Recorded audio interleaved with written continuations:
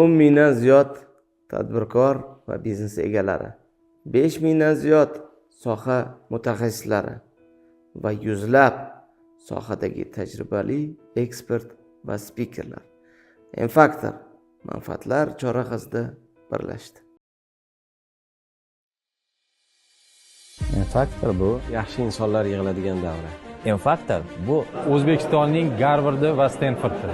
M-Factor bu ilmga, bilimga intilgan tadbirkorlarni yoki bo'lmasam biznesga qiziqqan yoshlarni uchrashadigan joyi.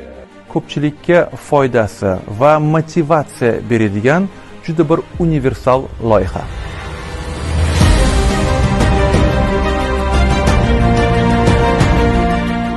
Haligi M-Factorning emini 3 tasi turadi. Muvaffaqiyat, mag'lubiyat, mashaqqat.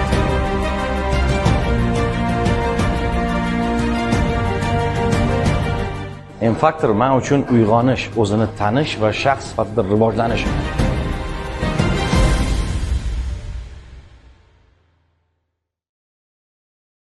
M-Factor tarixini aytib bergan biza ko'pchilik eshitgan, lekin shu bilan bir qatorda muxlislarimiz yildan yilga soni oshgani uchun o'zi qanaqa boshlangan deyilsa, albatta har bir loyihani boshlashning orqasida ham aslida bir g'oya bor. Og'riq bor, dard bor, orzu bor, umid bor. O'zimizning loyihamiz tekis yo'nalishdagi qiyinchiliklar, muammolar, moliyaviy inqirozlar, shu kabi bir qanaqadir krizislar duch kelganda nimaga hayot yaxshi o'rgatadi, faqat qimmat oladi degan og'riq bo'lardi.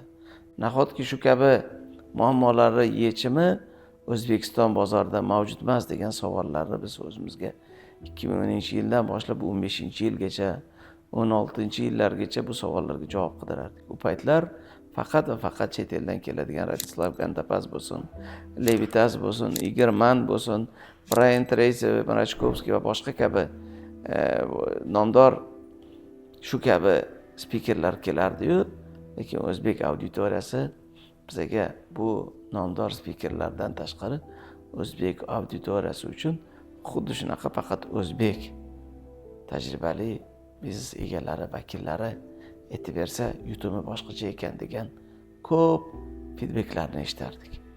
O'zimiz ilmni yaxshi ko'ramiz, o'zimiz sohani rivojini ko'ramiz, kuzatamiz, lekin ko'plab do'stlarimiz rus tilini bilmasligi yoki deyli Rossiyaga, chet elga to'g'ri kelgan ilmlar bizga to'g'ri kelmasligi, o'zbek mentaliteti, o'zbek qadriyatini ba'zida ular his qilmasligini ta'kidlab o'tishardi. O'shandan keyin haqiqatdan ham 10 ta muxlis bo'lsa ham o'zimizni shaxsiy manfaatimiz uchun, o'zimizga qadrli bo'lgani uchun tajribali soha rahbarlari, egalari bilan intervyularni tashkil qilaylik deb Husan akam bilan 2017-yilda juda ko'plab harakatlar qildik. M-Factor tarixiga boradigan bo'lsak, hattoki M-Factor loyihasi birinchi yilda o'zida juda ko'plab qiyinchiliklarga duch keldi. Hozirku kontent zamoni ko'p. Lekin o'sha paytda bitta kontentni produksioni o'zi 10 million so'mga tushar ekan desa, biz 50 ta kontent oladigan bo'lsak, ancha pul kerak ekan. Bu pul bizga menimcha og'irlik qilsa degan kerak degan bir fikrda yurardik.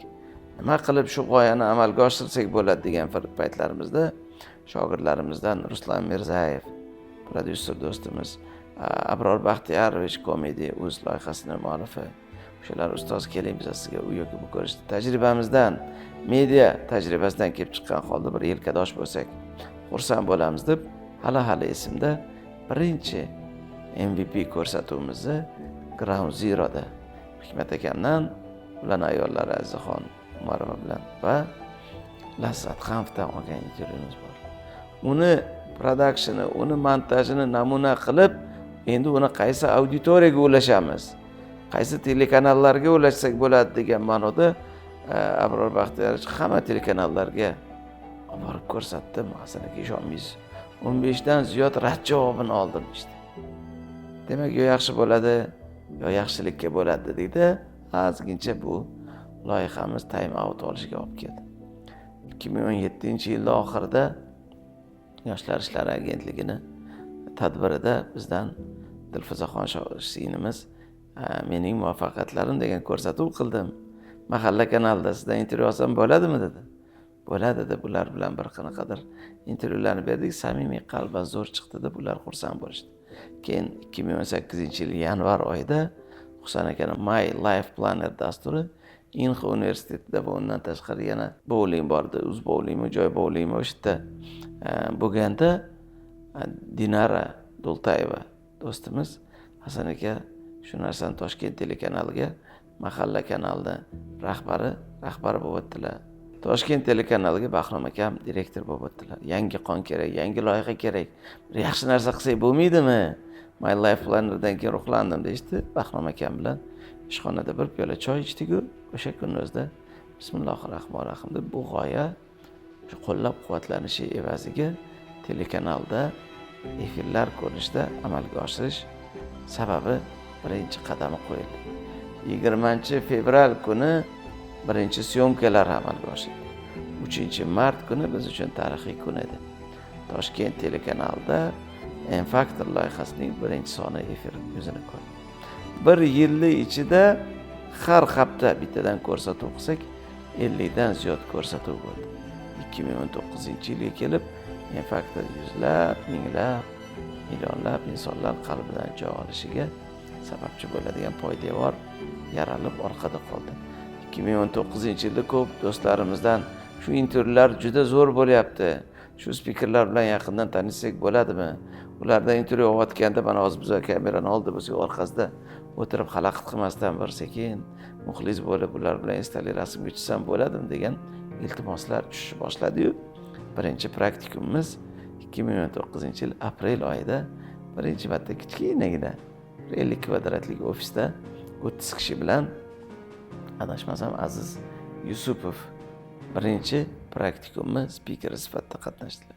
Ularning orqalaridan Nigora Akilova, Alisher Isayev, Ulug'bek Hojiahmedov bu do'stlarimiz, hammalari bu kafedagi do'stlarimiz biz aytdiki, kelinglar biz sizlarni ilmiylarni shunaqa bir qanaqadir master klass formatda tashkil qilamiz. YouTube'da tekinga dalolat qilishni boshlaymiz. Buni ko'rgan insonlar sekin-sekin muxlis bo'lib safimizga qo'shiladi. 12 ta ko'rsatuv ichida 50 kvadratli joy bizga kichiklik qilib, keyin 200 kvadratli joyga o'sdi. Orada pandemiya bo'ldi. Pandemiya kimga yaxshilikka, kimga muammoga sababchi bo'lganmiz. M-Factor auditoriyasi 4 mingdan 100 ming auditoriya kanalimizda obunachilarga ega bo'lishi bilan yaxshilikka sababchi bo'ldi. Bu karantinlar tugagandan keyin hozirgi M-Factor yangi ofisi 2020-yil dekabr oyida birinchi o'zini nimasini Umidjon Ishmuhamedov praktikum bilan faoliyatini boshlagan bo'lsa, bora-bora intensiv loyihalari, ertalabdan kechgacha dasturlar, bora-bora o'sha Zoomin loyihalari, bir oylik, 2 oylik kurslar, bora-bora bir-biridan yangi ko'rsatuvlar, yangi loyihalar, o'ziga xos evolyutsiyani boshidan kechirib o'tgan guvohini ko'pchilik bizning muxlislar ko'rishdi, kuzatishdi. Sizlarga havas qildik deb yuzlab, minglab podkastlar, yuzlab, minglab loyihalar bugun orqada qarab ochilgani, demak, M-Factor bugun ko'p insonlarni shu sohaga kirishiga o'ziga xos turtki bo'ldi. O'ziga xos sababchi bo'ldi. O'ziga xos inkubator vazifasini bajara oldi. Biz yorug' yuz bilan bir zavq bilan bu narsani yetishimiz uchun bu ham yaxshi fursat bo'ladi. Ey inson, ortingga boq, nima qoldi desa, bugun orqaga qarab M-Factor millionlab insonlarni ilm olishiga sababchi bo'ldi. Millionlab muxlislarni orttirdi. Minglab sohadagi talantlarni o'zining auditoriyasiga, o'zining muxlislariga ega bo'lishga birinchi qadam vazifasini bajara oldi. O'ziga xos onlayn hamda offlayn platforma vazifasini bajara oldi. Evolyutsiya bo'ldi. Hattoki bir paytlar video kasetalar bozoriga kirib chiqib ketgan, plastinkalar bozoriga kirib chiqib ketgan, kasetalar bozoriga kirib chiqib ketgan, fleshkalar kirib chiqib ketgan degandagi M-Factor ham o'ziga xos o'sish, balandlik, pastlik jarayonlarini bir chiroyli bir O'zbekistonda ko'plab tadbirkorlik rivojiga hissa qo'shish uchun manfaatlar chorrahasi vazifasini bajara oldi. Biz faxr bilan ayta olamiz. Va bizga bu imkoniyat yaralganda Alloh qalbimizga ilhom berdi. Atrofimizda bu loyihani qo'llab-quvvatlaydigan insonlar ko'p bo'ldi. Sizlar muxlislar, tadbirkorlar, do'stlar kelib bu ilmlardan bahramand bo'lib, to'lagan pulinglar bilan shu loyihani rivojiga hissa qo'shishinglarni bugun tarix ko'rdi. Oxirgi 2017-yildan bugungacha salkam mana 9 yil ichida, 2019-yildan bu yilgacha 8 yil ichida juda katta yo'l bosib o'tildi. Mana endi hozir biz ko'pchilik mana bilganlar bor, men o'zim shaxsan Centers Development loyihasida boshqaruv kengashida maslahatchiman. Bugun Husan aka My Life Planner loyihasiga fokus qaratib turibdi. Lekin M-Factor avvalgilarga o'xshamas deyishinglar mumkin. Haqiqatan ham g'animat. Avvalgi davrlarga o'xshamasida yangi qon, yangi shogirdlar, yangi jamoadoshlar bilan bozor talablaridan kelib chiqqan holda siz azizlarga yangi yechimlar, yangi takliflar, talablardan kelib chiqqan holdagi yangi produktlarni berishni o'z oldiga maqsad qilib qo'ydi. Albatta tizim bor, jarayon bor. Bugun o'ylaymanki, insonlarga brendga bo'lgan ishonch juda muhim. Endi bizdan-da kuchliroq soha mutaxassislari, o'zini sohasida kuchli spikerlari, ekspertlari siz azizlarga tizimli bilimlarni ulashishni davom ettiradi. Bizani loyihadan 26-yilda albatta shu yo'nalishdagi xizmatlarni kutib qolinglar. Biz yaxshilikka sababchi bo'lsak, xizmatinglarda bo'lsak, faqat xursand bo'lamiz.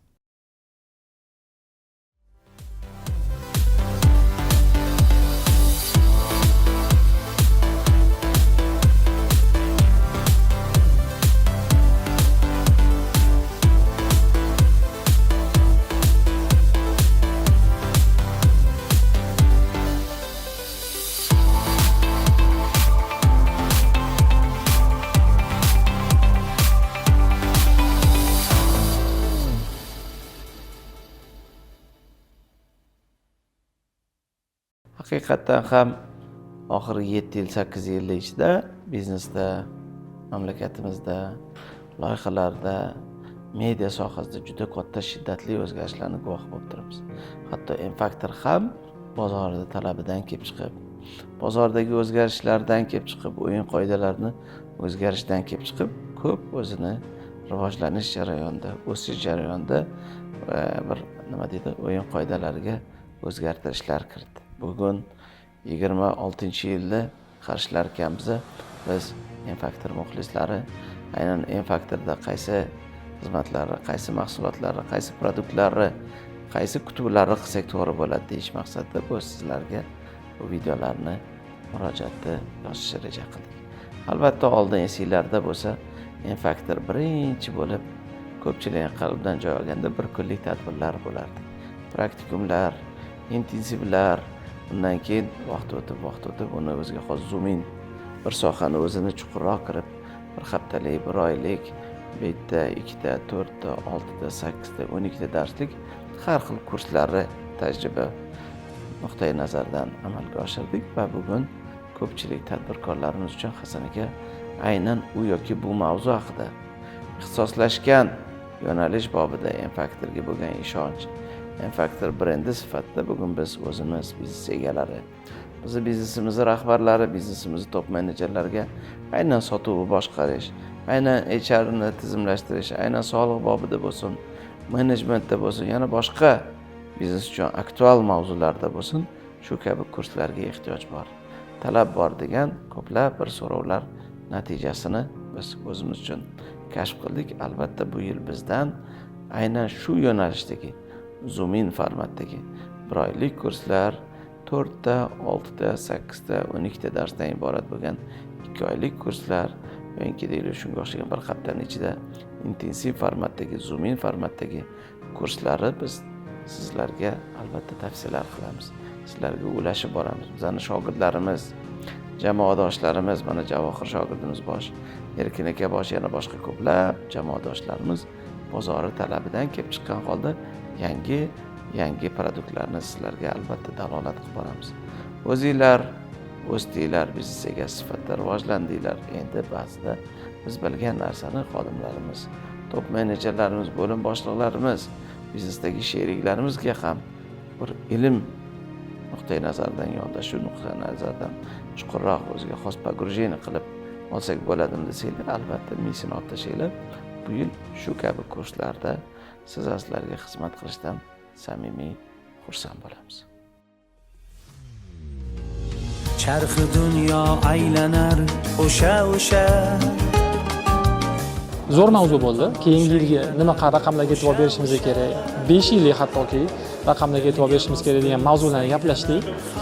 Ba'zi noto'g'ri ketayotgan joylarimizni ko'rdik. ahvolim o'nglanmas deb nolima bas. O'zing o'zgarmasang olam o'zgarmas. Tadbirga birinchi marta kelyapsizmi yo undan oldin ham kelganmisiz? Endi 4 yo 5 marta desak bo'ladi, lekin birinchi kelganimdan buyon birortasini qoldirganim. Har doim kelganimizda biz o'zimizga juda katta narsa olib ketamiz. M-Factorga kelishimizdan ham maqsad o'zimizni bilimimizni oshirish, tadbirkorligimizni rivojlantirish. Agar yoqmagan bo'lganda o'sha bu safarga qatnashmagan bo'lardik. Boshida hatto Pozil Qorakam aytib beradilar. Payg'ambarimiz Muhammad sallallohu alayhi vasallam shu islom dini rivojlanganda birinchi 20 yil umrlari fundament uchun ketdi dedilar. Oddiy insonlarning iymonga kelish fazasi deyiladi. Keyin uni sekin ommatan ilmi mukammalroq, chuqurroq kirish davri bo'ladi. Hatto Pozil Qorakamni missiyalari ham O'zbekistonda diniy auditoriyada deymiz, qadriyat mavzusida, boshqa auditoriyada xuddi shunaqa edi. O'g'rilikdan to'g'rilikka kirishiga sababchi bo'ling. Xiyonatdan diyonatga kirishiga, yomonlikdan yaxshilikka, qadriyatga kirishiga sababchi bo'ling degan vazifa bizani yelkamizda yuk bo'lib turibdi. Bularni 0 dan 1 ga olib chiqsak, keyin o'zi bizga yetib, o'tib, ketib undan da kuchliroq bo'ladi degan bir fikr aytishardi. Demak, bizni ham missiyamiz ustozimizni yaxshi ko'rardik. Ommatan ilm muhim. Tijorat ilmini, biznes o'zini bilimlarini, farqi marketing bo'lsin, menejment bo'lsin, sotuv bo'lsin, buxgalteriya bo'lsin, uchot bo'lsin, sklad bo'lsin, servis bo'lsin, juda ko'plab boshqa biznes qaysi xirrasi bo'lmasin odamlarni to'miga o'xshab hammasini o'zini muhim jihatlari va uni ilmni o'zlashtirish, ilmsiz o'sish mumkin emasligini yetkazish missiyasi fazasi orqada qoldi. Endi buni biz his qildik. Sport bilan shug'ullanish kerakligini hal qildim, bo'ldi, men sport zalga keldim. Endi menga tizimli instrumentlari bilan, hali glubinni deydi, pogrujeniya qilib, ashula qilib, bosqichma-bosqich shuni bir qanaqadir ilmiy yondashuv bilan, etaplari bilan, o'zining boblari bilan, boshqa nima deydi, yechimlari bilan, metodologiyasi bilan menga o'rgatishsa, meni bugun yoshlikka qaytish imkonim yo'q. Talabalarga o'xshab 4 yil umrimni ilm olishga qaratishga resursim, vaqtim, xohishim yo'q.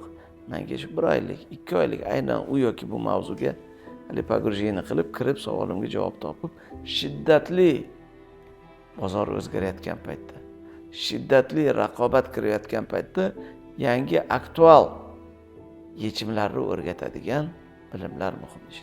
Hatto mana oldinglarda o'tirib, men kamerada bu yoqdan sizlarga buni kommunikatsiya orqali, media orqali tarqatishim o'zi ham sizni qaror qabul qilishingizga. Kontakt bormi? Kontrakt bor. Holat o'zgarmaydi, munosabat o'zgarishiga sababchi bo'layotgan bo'lsa, sizni marketingingiz ham, sizni sotuvlaringiz ham bugun oddiy uzoqqa bormaymiz. Media kommunikatsiya orqali tashkil qiladigan davrga kelyapmiz. O'yin qoidalari o'zgardi. Shu o'zgargan o'yin qoidalariga tushunish, uzoqqa bormaymiz. Offline sotuvdan onlayn sotuvga ham o'tayotgan paytda bugun trenddagi bilimlar nima? Uzum ilmini, Yandex ilmini, boshqani o'rganyapti. Hatto biznes egalari va uni bo'lim boshliqlari va sotuv bo'lim menejerlari. Demak, biznes transformatsiya bo'layotgan paytda aslar qaysi sohadagi mutaxassis bo'lmasa, o'zingiz qalban hurmat qildingiz. Qalban bugun o'sha insonlar soha mutaxassis sifatida, fidoi sifatida bilimini ulashaman dedimi? Albatta qalbi ochiq bo'lib bilimini o'rgansangiz, joyida turish uchun yuguradigan bir davrda albatta sifatli va samarali to'g'ri qaror qabul qiladigan davrda bilimini olib, anglagan holda to'g'ri qarorlarni qabul qilish davrida keldik. Har doim aytamiz, bugungi holatimiz bu kecha qabul qilgan qarorlar natijasi. Ertaga qayerda bo'lishimiz esa bugun qabul qiladigan qarorlarimizga bog'liq. Bugun qabul qiladigan qarorlarimizning ichida albatta o'sish, rivojlanish, yangi aktual bilimlarni o'zlashtirish eng muhim omil bo'lib qoldi. Nimaga deysizmi? Sizda bor showroom, menda va raqobatchingizda bor. Sizda bor uskuna, raqobatchilarimizda, bizda bor uskuna, raqobatchilarimizda bor. Sizda, bizda bor ofis, sizda bor mol, sizda bor yana boshqa resurslar hammada bor. Endi faqat va faqat siz bilan bizni raqobatchidan bir pog'ona oldiga olib boradigan bu insightlar, know-howlar, metodologiyalar, texnologiyalar, strategiyalar, bilimlar va to'g'ri instrumentlar. Bu ilmni ham o'zining mutaxassislari sizlarga ulashadi. Siz bu kabi kurslarda shunchaki bilim olmaysiz. O'sha ustoz bilan yaqindan do'st bo'lasiz. Ular bilan tanishasiz. Kelajakda ustoz shogird an'analariga asosan muloqotda bo'lasiz. Shu o'zingiz qidirib kelgan mavzu bobida o'zingizga o'xshagan, shu bilimni o'zlashtirayotgan, shu balnadagi, shu to'lqindagi do'stlarni orttirasiz. Chunki Hasanga to'g'ri kelgan instrument Husanga to'g'ri kelmaydi. Nega sanda ishlagan holat menga ishlamadi desangiz, sizni kompaniyangiz backgroundi, sizni kompaniyangiz holati, sizni kompaniyangiz sohasi ularnikidan farqi bo'lishidan kelib chiqqan holda o'ziga xos adaptatsiya qilishga. Bu o'sha kuchli muhitda, kuchli ishonchli o'quv markazlarida, kuchli ishonchli brend sifatida o'zini bozorga tanita olgan, bozorda o'rniga ega bo'lgan loyihalarda bo'ladi. Albatta eng kuchlilarni, eng sifatlilarni va shu sohaga mehr bilan va mas'uliyat bilan yondashganlarni tanlashni sizga samimiy tavsiya qilamiz.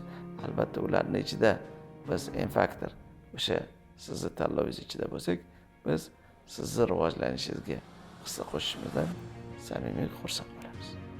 Fursat bo'lganda bilimni ololmay qolsak, olaman deganda u fursat bo'lmaydi. Aynan fevraldan biznesni tizimli boshqaruv 1 oylik 16 ta moduldan iborat bo'lgan kursni biz sizlarga dalolat qilamiz. Samimiy tavsiya qilaman. Pulni mehnat uchun oladi-yu, lekin hozir bu fursat borida mehr bilan yondashganda bu ilmni olsangiz, Hasan aka, men baraka topdim, rahmat sizga deysiz. Bu kurs kim uchun qiziq? Siz shaxsan kimgadir tavsiya qilasizmi desangiz, biznes egasimisiz, boring. Biznes rahbarimisiz, boring. Hatto biznesni top menejeri bo'lsangiz, boring. Chunki odam anatomiyasi qanaqa muhim bo'lsa, bugun biznesni tizimli boshqaruv xuddi shunaqa muhim.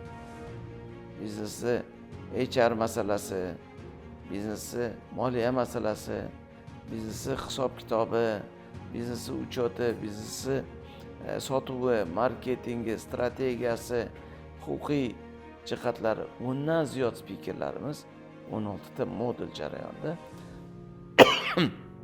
biznesni tizimli va samarali boshqaruvga oid juda yaxshi bilimlarni ulashishadi. Albatta, o'sha soha vakillari bilan bir qatorda siz zo'r do'stlarni bo'lganingizda birgalashib o'sasiz. Birgalashib rivojlanasiz.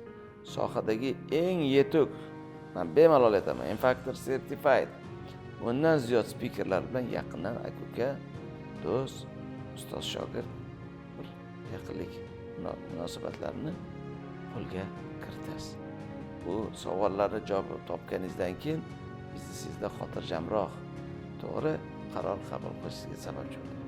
Kursimizni batafsil modullarini qaysi jihatiga, qaysi savollarga javob topishlaringizni albatta yana bizning spikerlarimizdan, bizning jamoadoshlarimizdan, bizning shogirdlarimizdan keyingi videolarda ham albatta shogirdlarimiz ulashishadi. Lekin siz shaxsan Hasan aka tavsiya qilasizmi desangiz, men olib tashlang. Tavsiya qilaman. Rivojlanmoqchimisiz? O'smoqchimisiz? Albatta, o'zingiz bilan bir qatorda o'sishni reja qilganlar safidan joy oling. To'g'ri qaror qabul qilishingizga sababchi bo'lsam, 2 ta patir, 1 ta qaymoq, Hasan aka qattasi siz yaxshilikka sababchi bo'ldingiz deb kelaverasiz.